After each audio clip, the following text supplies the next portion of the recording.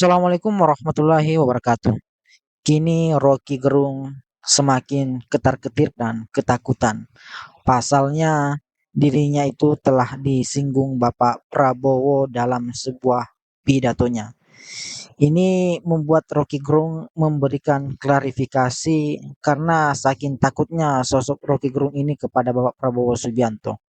Jadi untuk lebih lengkapnya mari kita lihat baru kali ini Rocky Gerung ciut di hadapan Presiden Republik Indonesia.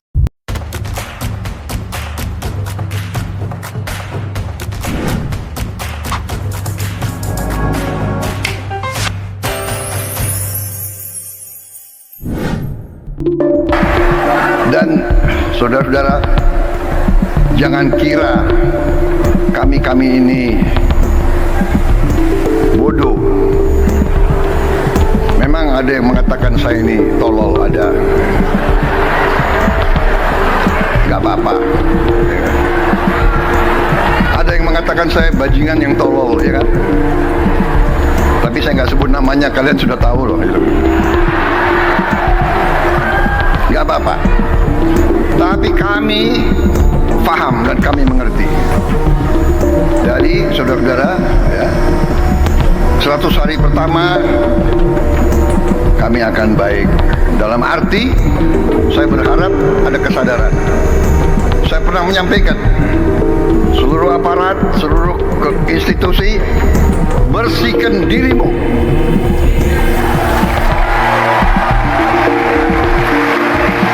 Sebelum kau dibersihkan. Pidato Pak Presiden itu juga sensasional karena kemudian beliau menyebutkan ada yang mengatakan saya bajingan yang tolol tuh, tapi Anda tahu kan siapa dia? Lalu saya kemanjiran WA untuk bertanya, apakah itu yang dimaksud oleh saya yang ketika itu menyebutkan istilah bajingan tolol? Ya tentu semua orang tahu konteksnya bahwa saya mengucapkan istilah bajingan tolol itu pada Presiden Jokowi waktu itu karena kebijakan dia yang tidak masuk akal tuh. Lalu orang bertanya, apa Pak Rocky nggak berani kritik Pak Prabowo? Lalu saya bilang, apakah Prabowo Subianto itu ijazahnya palsu?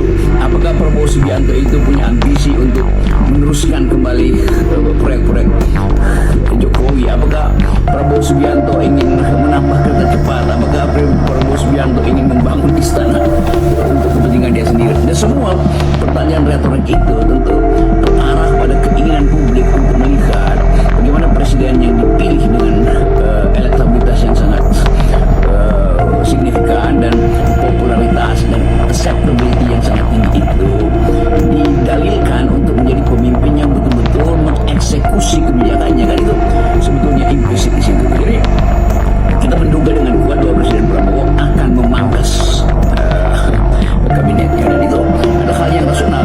Jadi sekali lagi kita boleh menduga bahwa Pak Prabowo menginginkan ada semacam kepatuhan dari kabinetnya untuk bukan patuh pada presiden, tapi patuh pada kepentingan rakyat. Karena presiden memakai logika itu, logika yang bertahap itu. Presiden dipilih oleh rakyat untuk menyelenggarakan kepentingan rakyat. Presiden memilih peralatannya yang disebut kabinet menteri-menteri untuk mewujudkan keinginan rakyat. Kan si logisnya begitu tuh. Jadi kelihatannya Prabowo sebagai orang yang ada di dalam pusat komando mulai mengevaluasi peralatan mana yang sebetulnya tidak punya kapasitas tuh. Lalu beberapa menteri pasti udah ada di dalam kepala beliau. Oh, yang ini nggak punya kapasitas, yang ini sebetulnya masih merupakan kelanjutan dari rejim lama yang tidak bisa mengevaluasi dirinya sendiri. Saya kira implisit di dalam pikiran Prabowo ada mengevaluasi juga mereka yang menjadi bagian dari pemerintahan Pak Jokowi, tetapi carry over ke dalam pemerintahan Prabowo, tapi tidak mampu untuk melihat fakta baru bahwa kepentingan rakyat itu berbeda dengan dukungan mobilisasi yang diberikan ketika Jokowi menjadi presiden. Kepentingan rakyat di era Prabowo sungguh-sungguh strategis karena ada tuntutan keadilan yang tidak diperoleh sebelumnya di rejim Jokowi.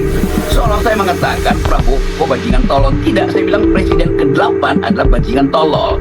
Moderator bilang enggak, bukan yang ke-8 Pak Rocky. Pak Rocky kan bicara konteks Pak Jokowi yang melaporkan saya, itu artinya rejim Jokowi melaporkan saya lalu dibatalkan oleh pengadilan di Jakarta Selatan. Maka saya bilang karena dibatalkan berarti resmi dong saya boleh bilang bahwa presiden ke-8 itu adalah bajingan tolol. Lalu moderator koreksi, yang dimaksudkan konteksnya bajingan tolol Pak Jokowi kan, bukan Pak Prabowo. Ya itu maksud saya adalah Pak Jokowi. Tetapi diedit, tapi sebetulnya itu kan konyol. Bahkan dengan diri yang baru pun nggak boleh lagi. Kalau pengadilan negeri udah batalkan kok. Dan bahkan semua presiden bisa kita sebutin dengan istilah yang sama. Tetapi itu konteksnya tetap terhadap Jokowi. Saya terang-terang bilang, iya Jokowi itu bajingan tolol. Kenapa? Ini tuh konsekuensi dari putusan pengadilan bahwa Rocky Gerung tidak bersalah mengucapkan kata itu karena itu konteks memberi kritik pada kekuasaan dan itu adalah naturalisasi dalam demokrasi. Tetapi dipotong di presiden ke-8 lalu dikasih tambahan bahwa Pak Prabowo dibilangnya nggak pernah sebut nama Pak Prabowo di situ. Sekarang saya tidak ragu-ragu mengatakan presiden ke-8 kita adalah bajingan tolol. Anda bayangkan psikologi kita. Kalau nanti itu ada Prabowo, di situ ada Putra Wakanda. Apa Anda nggak mules setiap hari? Anda pasti mules. Saya mau terangkan itu sebagai problem. Ada rasa nausea, orang Prancis bilang, rasa mual secara psikologis. Karena Anda tahu genealogi, asal-usul, asbabun-nusul dari peristiwa pemilihan presiden kemarin. Fakta-fakta ini saya mau terangkan pada saudara. Karena seringkali kita dihipnosis untuk menerima seolah-olah kita nggak mampu untuk mengucapkan kritik. Sama seperti kasus saya. Sampai sekarang di Bareskrim ada 37 kasus saya dilaporin. Jadi saya senang diundang oleh Unipma karena di sini saya jadi narasumber sebelum saya jadi narapidana. Tapi untung sekali Pengadilan Negeri Jakarta Selatan memutuskan bahwa saya tidak bersalah. Gugatan yang meminta pengadilan memutuskan Rocky Gerung tidak boleh memberi ceramah di semua platform, universitas, LSM, YouTube, macam-macam, tidak boleh seumur hidup.